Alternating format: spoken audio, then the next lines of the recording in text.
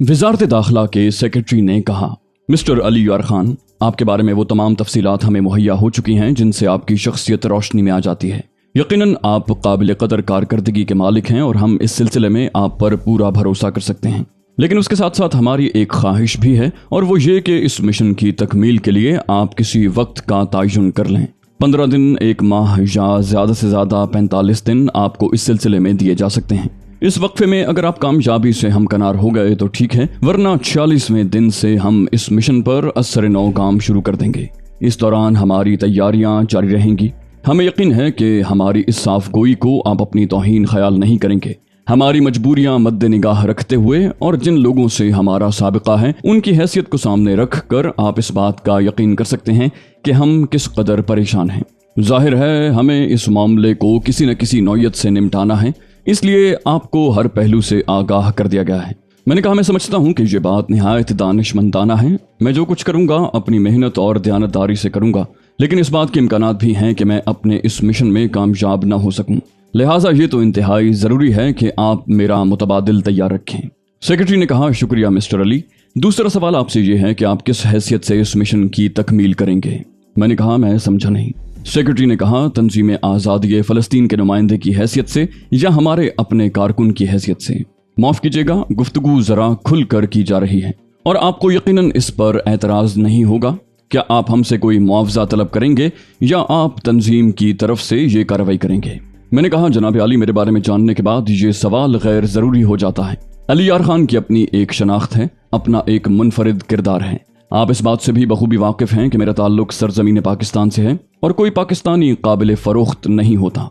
खुसूसन जब हम दीनो मिल्लत के लिए सर पर कफन बांध कर निकलते हैं तो दुनिया के तमाम ज़र्रो जवाहिर के अंबार हमारे इस मकसद के सामने मिट्टी के ढेर के सिवा कुछ नहीं होते। मैंने अपने मज़हब की उन रिवायतों को ज़िंदा किया है जिनमें सरफरोशी की लातादाद दास्तानें छुपी हुई हैं। वो दास्तानें जिनमें मोहम्मद बिन कासिम का जिक्र आता है, जो अपने चंद मुसलमान भाइयों की मदद के लिए छोटी सी उम्र में तूफ़ानी जज्बे लेकर सरजमीन सिंध में दाखिल हुआ था और वहाँ का नक्शा बदल कर वापस चला गया। जनाब अली, हम लोग दुकानों के शोकेसों में रखी हुई काबिल फ़रोख्त अशिया नहीं होते। हम ऐसे काम एक मुक़द्दस फरीज़ा समझते हुए अंजाम देते हैं।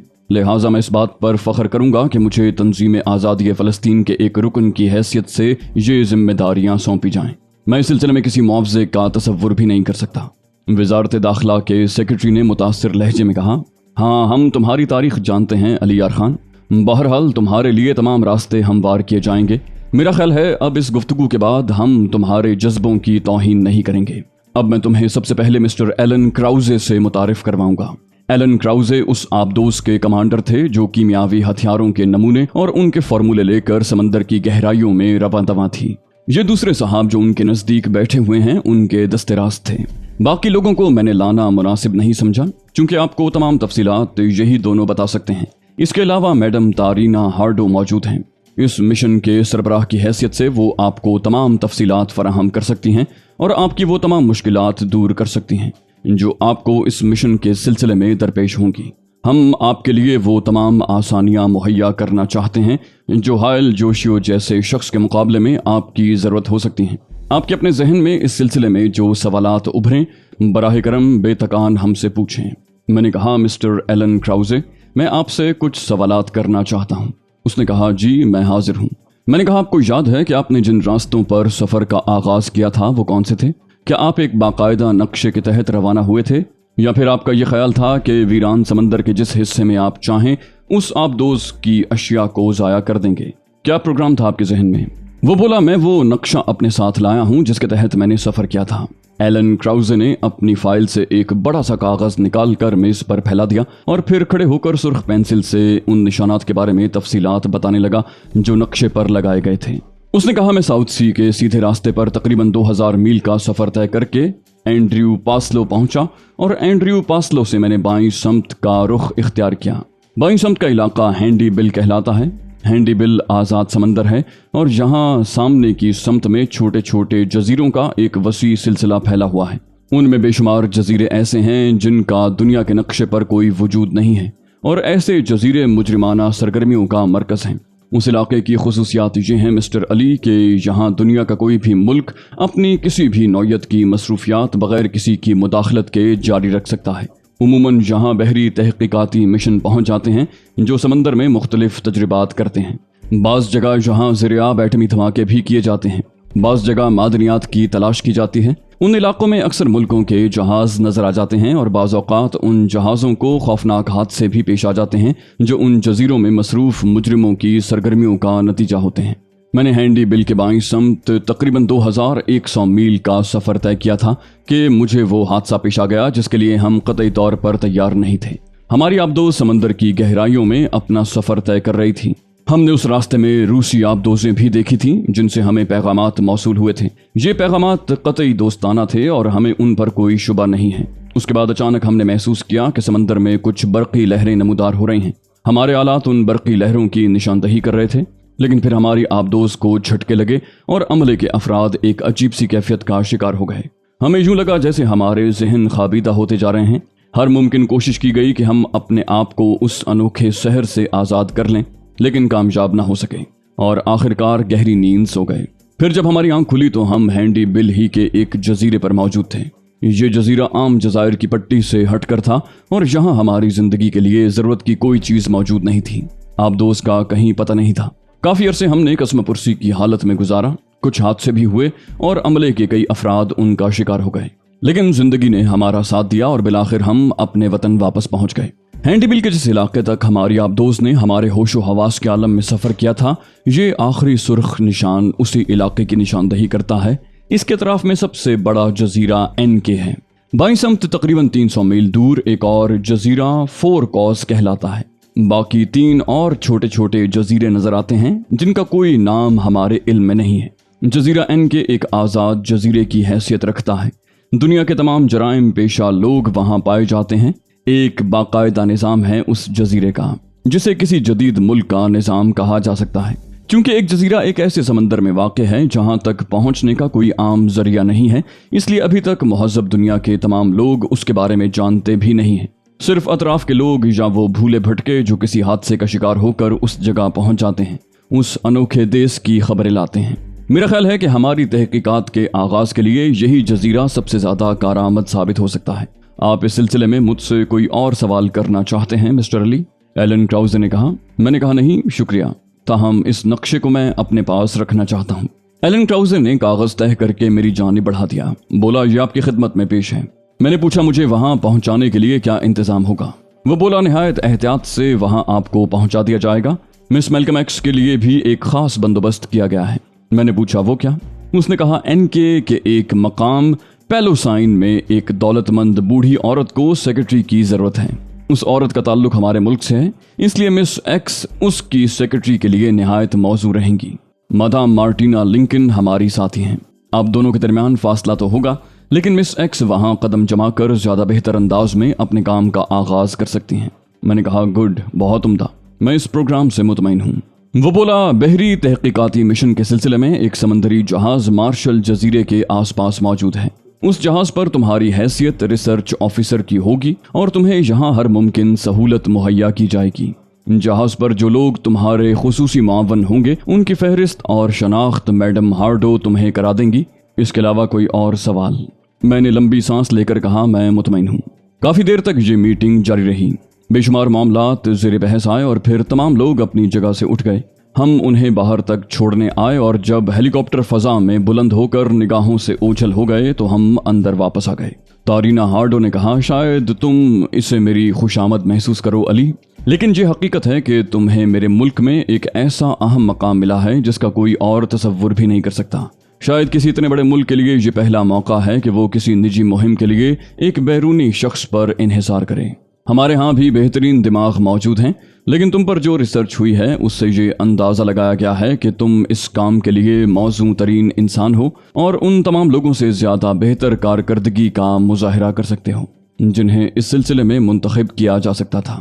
میں تمہیں اس بات کا یقین دلاتی ہوں کہ اس مہم کی کامیابی کے بعد کم از کم میرے ملک میں تمہاری اتنی وقت ہوگی جس کا تم تصور بھی نہیں کر سکتے۔ میں نے ذاتی طور پر بھی اپنے ملک کے ان اہم ترین لوگوں سے گفتگو کی ہے اور ان کے ذہنوں میں تمہارے لیے نہایت نیک جذبات پائے ہیں۔ تم ایک پروقار انسان ہو علی، اور تم نے جس طرح بے غرضی سے صرف اپنے مشن کی تکمیل کے لیے اپنے آپ کو پیش کیا اس چیز نے سب کو ہی متاثر کیا ہے۔ تم یقین کرو ये खुशामद नहीं बल्कि एक दोस्त के जज्बात हैं। मैंने कहा मैडम तारीना हार्डो, आप ये सब कहकर मुझे शर्मिंदा कर रही हैं। मैं जानता हूं कि ऐसा ही है और मुझे इंतहाई मुसरत होगी अगर मैं इस मिशन को कामयाबी से सरअंजाम दूं। हालांकि अभी ये तमाम मामलात मेरे जहन में उलझे हुए हैं और मैं आपको इस सिलसिले में तकलीफ दूंगा। वो बोली, तकलीफ ना कहो, तुमने मेरे सर का एक बड़ा बोझ हल्का कर दिया है। मैं अपना एक एक लम्हा तुम्हारे लिए वक्फ करने को तैयार हूँ। जहन में जो भी आए मुझसे ज़रूर पूछ लेना, क्योंकि उसके बाद हमारे रास्ते मुख्तलिफ हो जाएंगे। मैंने कहा ठीक है, अभी हमारे पास वक्त है। मुझे इस मिशन पर ज़्यादा से ज़्यादा कब तक रवाना हो जाना चाहिए? वो बोली, तैयारियां मुकम्मल हैं, इसके फ़ौरन बाद बाकी काम हो जाएगा, उसमें कोई दिक्कत नहीं पेश आएगी हमें। हम लोग वापस आ गए और फिर रस्मी गुफ्तगू होती रही। बाकी काम दूसरे दिन के लिए उठा दिया गया था। तन्हाई में तहजीब ने मुझसे कहा, मैंने अपनी ज़िंदगी में ग्रीन पोल के लिए बहुत कुछ किया है, लेकिन महसूस कर रही हूँ कि ये मुहिम मेरी ज़िंदगी के उन तमाम कारनामों से ज़्यादा ख़तरनाक है। मैंने कहा, मैं अब भी इस सिलसिले में कुछ उलझा हुआ हूँ तहजीब। सोचता हूँ कि मेरी वजह से तुम खासी मुश्किलात का शिकार हो जाओगी। उसने जवाब दिया, तुम्हारी वजह से मैं जिंदगी भर मुश्किलात का शिकार होने के लिए तैयार हूँ। मैं उसकी बात पर मुस्कुरा दिया। बोली, लेकिन सवाल ये पैदा होता है अली कि हमें करना क्या होगा? मैंने इस तमाम गुफ्तगू में कोई दखल नहीं दिया, इसलिए कि तुम जो कुछ उन लोगों से पूछ रहे थे वो ज़रूरी था। अलबत्ता ये एक सवाल मैंने तुमसे तन्हाई में पूछने का फैसला किया था। मैंने कहा, मेरा ख्याल है इस सिलसिले में हमें मुकम्मल प्लान तारीना हार्डो से मौसूल होगा। तहजीब बोली, ठीक है, मैं जानती हूँ, जैसा कि उसने कहा है कि वो तुम्हें हर पहलू से मुतमईन करने की कोशिश करेगी। मैंने कहा, तुम्हें वहाँ मुझसे अलहदा रहना होगा तहजीब, ये बात तुम्हारे जहन में चुभती तो नहीं है? वो बोली, नहीं, क्योंकि मैं जानती हूँ कि ये हमारी ज़रूरत है और फिर अली हमारे जहन यकजा हैं।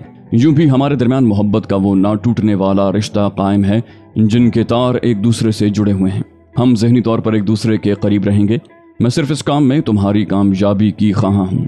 मैंने कहा, शुक्रिया तहजीब, तुम्हारे इन जज्बात से जो एहसासात मेरे दिल में पैदा होते हैं उन्हें अल्फाज की शक्ल देना उनकी तौहीन होगी। तहजीब मुस्कुराते हुए बोली, तो तुम उनकी तौहीन न करो। हम दोनों हंसने लगे। दूसरे दिन नाश्ते से पहले ही तारीना हार्डो हमारे पास पहुंच गई। हम दोनों जाग गए थे और काहिलों के से अंदाज में बिस्तरों पर लेटे आपस में गुफ्तगू कर रहे थे कि तारीना मुस्कुराती हुई अंदर दाखिल हुई। बोली, भाई मुदाखलत की माफ़ी चाहती हूँ, लेकिन बस यूं ही दिल चाहा कि तुम्हारे पास आ जाऊं। ज़हनी तौर पर इतनी मसरूफ़ रही हूँ कि रात को ख्वाब में भी काम ही करती रही हूँ। मैंने कहा, आइए मैडम हार्डो, ये बात जान लीजिए कि आपके कुर्ब से हमें खुशी होती है। वो बोली, पता नहीं क्यों हम इस तरह एक दूसरे से बहुत ज़्यादा करीब आ गए। जिंदा रहे तो ये दोस्ती ताहयात चलती रहेगी। मैंने कहा, यकीनन, क्यों नहीं। बोली, मैंने रात को तुम लोगों के ख्वाबगाह में आने के बाद काफ़ी देर तक आराम किया है, उसके बावजूद 6:30 बजे सुबह ही आंख खुल गई थी। क्या ख्याल है एक गैर रस्मी सी चाय पी जाए? मैंने कहा, यकीनन, और तारीना हार्डो ने अपनी जगह से उठकर किसी मुलाजिमा को आवाज़ दी और चाय के लिए कह दिया। बड़ा बेतकल्लुफ सा माहौल पैदा हो गया था। हम लोग देर तक बैठे गुफ्तगू करते रहे। मैंने तारीना से पूछा, मेरा ख्याल है आज का दिन आप मुझे देंगी मैडम? जो सवालात इस सिलसिले में मेरे जहन में आए हैं वो भी आपसे करने हैं और फिर वो तमाम ज़रूरी अशिया भी आप मुझे मुहैया करेंगी जो इस सिलसिले में दरकार हैं। तारीना ने कहा, यकीनन, रात को उसकी तैयारियां तो करती रही हूँ। हम लोगों ने चाय पी, फिर बाथरूम में जाकर मुंह हाथ वगैरह धोया और लिबास तब्दील करके तारीना के साथ उसकी खुसूसी नशिस्त गाह में पहुंच गए। ये नशिस्त गाह भी हमने पहली बार देखी थी, क्योंकि ये बिल्कुल अंदरूनी हिस्से में वाक़ थी। यहाँ वैसा ही एक सफ़ेद प्रोजेक्टर रखा हुआ था जैसा तारीना हमें पहली बार दिखा चुकी थी, या फिर मुमकिन है इस प्रोजेक्टर को यहाँ ले आया गया हो। तारीना ने फैसला किया कि नाश्ता यहीं किया जाएगा, लेकिन अभी उसकी ज़रूरत नहीं महसूस हो रही थी, चुनाचे हमारे काम का आगाज़ हो गया। तारीना ने कहा, सबसे पहले मैं तुम्हें उन लोगों से रूशनास करवा दूं जो हमारे मावन होंगे। ये कहकर वो प्रोजेक्टर के पास जा बैठी। एक तस्वीर स्क्रीन पर नजर आई। ये एक बूढ़ी औरत की थी जो बड़ा नरम चेहरा रखती थी। तारीना की आवाज़ उभरी, ये मैडम मार्टिना लिंकन हैं और मिस मैल्कम एक्स, आपको इन्हीं की सेक्रेटरी की हैसियत से इनके पास पहुंचना है। NK जाने के लिए एक मखसूस फ़्लाइट मौजूद है जिसके ज़रिए मुहिमजू अफराद वहाँ पहुँचते हैं और फिर वापस भी आ सकते हैं। ये मखसूस फ़्लाइट होती है जिसके लिए खुसूसी इजाज़तनामे हासिल करने पड़ते हैं। मैडम मार्टिना, जैसा कि आपको बताया गया है कि हमारी ही कारकुन हैं, उनका ताल्लुक मेरे अपने ही डिपार्टमेंट से है। वो आपको खुशामदीद कहेंगी और मौजूदा सिलसिले में जो भी इक़दाम आप करना चाहेंगी वो आपकी मुकम्मल तौर पर मुआवनत करेंगी। अगर आप चाहें तो उनकी तस्वीर भी आपको फराहम कर सकती हूँ। तहजीब ने कहा, मेरा ख्याल है अब इसकी ज़रूरत नहीं है। तारीना बोली, आपको बस मोहतात अंदाज में वहाँ तक पहुँचना होगा। बेहतर ये होगा कि आप एक तरह से अली से अलग रहें और कुछ इस किस्म का इजहार करते रहें जैसे आप अली के खिलाफ किसी पुरस्कार मिशन से मुंसलिक हों। ये अंदाज अली के दुश्मनों को आपकी तरफ मुतवज्जे नहीं होने देगा, बल्कि यही सोचा जाएगा कि मुमकिन है आप किसी और सिलसिले में काम कर रही हों। हाँ, अली, इस बात के पूरे इम्कानात मौजूद हैं कि NK 4 कॉज और उन जज़ायर के अतराफ में हायल जोशियों की तरफ से ऐसे लोगों को मुतय्यन कर दिया गया हो जो वहाँ पहुँचने वाले अजनबियों पर पूरी निगाह रखते हों। तुम ये न समझना कि वहाँ तुम दुनिया की निगाहों से महफूज हो, बल्कि हर लम्हा चौकस रहने की ज़रूरत है। उसने कहा, ठीक है, बिल्कुल दुरुस्त। तारीना बोली, अब मैं तुम्हें मार्शल के अमले के उन अफराद से रूशनास करवा दूं जो तुम्हारे मावन होंगे। मैंने उन लोगों को खास तौर से वहां भेजा है और इसके लिए मुझे खासी मुश्किलात उठाना पड़ी हैं। इन अफराद में बड़े अहम लोग भी हैं जो मार्शल पर मामूली खलासियों की हैसियत से भी काम कर रहे हैं, लेकिन ये तमाम अफराद मैरीन इंजीनियर हैं, सब मैरीन इंजीनियर हैं और अपने शोबे के मुकम्मल कवायद से आगाह हैं। ज़रूरत पड़ने पर वो आबदोस को दुनिया के किसी भी हिस्से में ले जा सकते हैं। इनकी तस्वीरें ज़हन नशीन कर लें। तारीना हार्डो ने एक और फिल्म प्रोजेक्टर पर चढ़ाई और प्रोजेक्टर चलने लगा।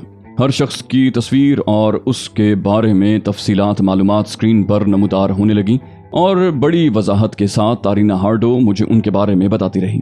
तीसरी और आखिरी फिल्म उस सबमरीन के बारे में थी जिसके लिए ये सारा झगड़ा खड़ा हुआ था।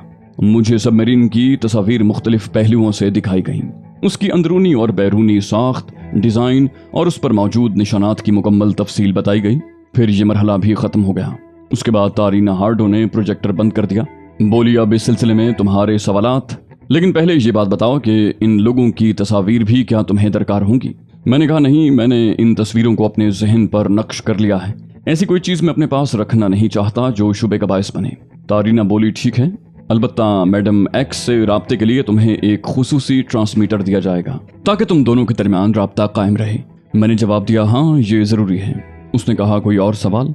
मैंने कहा, यकीनन मैं ये मालूम करना चाहता हूँ कि उस आबदोस के सिलसिले में मुझे असली कार्रवाई क्या करनी है। तारीना हार्डो ने जवाब दिया, उसकी तलाश, तबाही या फिर वापसी। मैंने कहा, वापसी के लिए जाहिर है मुझे मार्शल पर वो लोग मिल जाएंगे जो सबमरीन चला सकते हैं। तारीना बोली, हाँ, यकीनन तुम्हें इस सिलसिले में कोई परेशानी नहीं होगी। असल मसला उसकी तलाश का है। मैंने कहा, आखिरी और सबसे अहम सवाल ये है मैडम कि आप लोगों ने ये कैसे यकीन कर लिया कि गुमशुदा आबदोज उस इलाके में है? मुमकिन है उसे कहीं और ले जाया गया हो और हम लोग गलत फहमी का शिकार हों।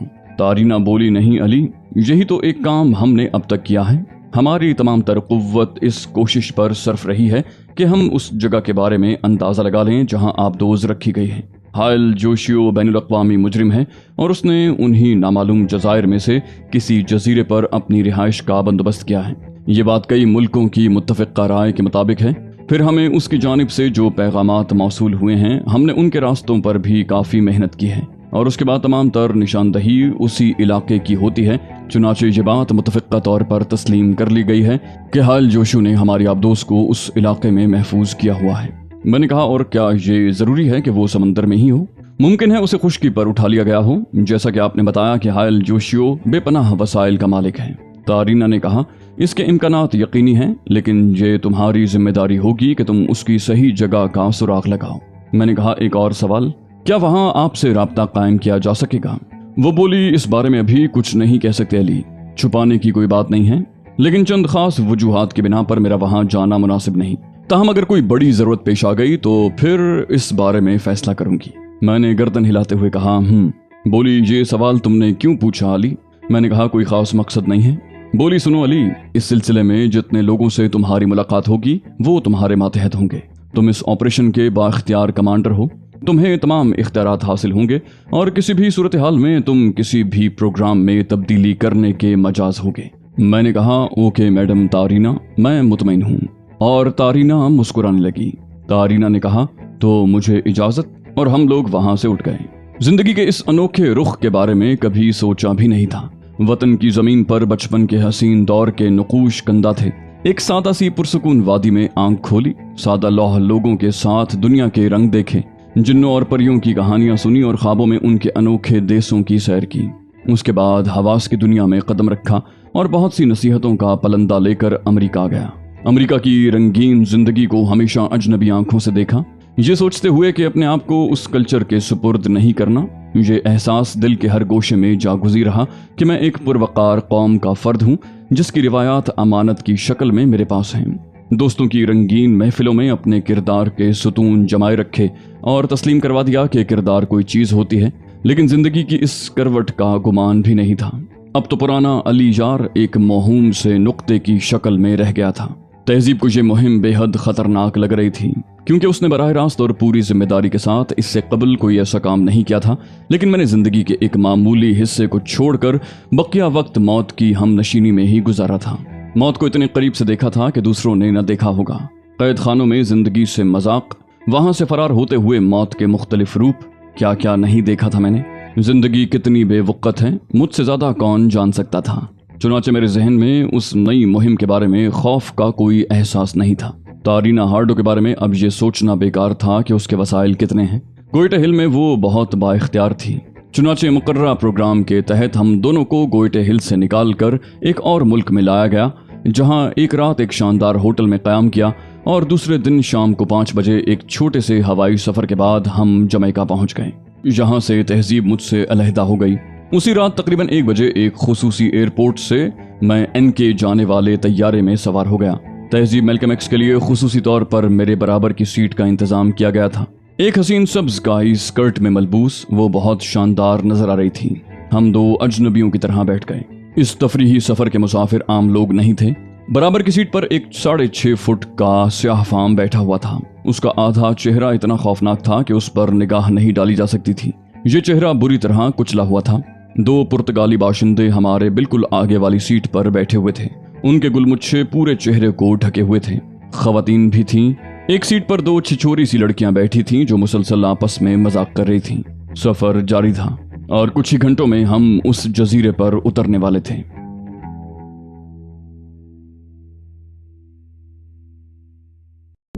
تو دوستو یہ تھی ہماری آج کی ایپیسوڈ۔ امید کرتے ہیں آپ کو ہماری کہانی پسند آئی ہوگی۔ جانے سے پہلے اس ویڈیو کو لائک کیجئے اور شیئر کرنا مت بھولیے۔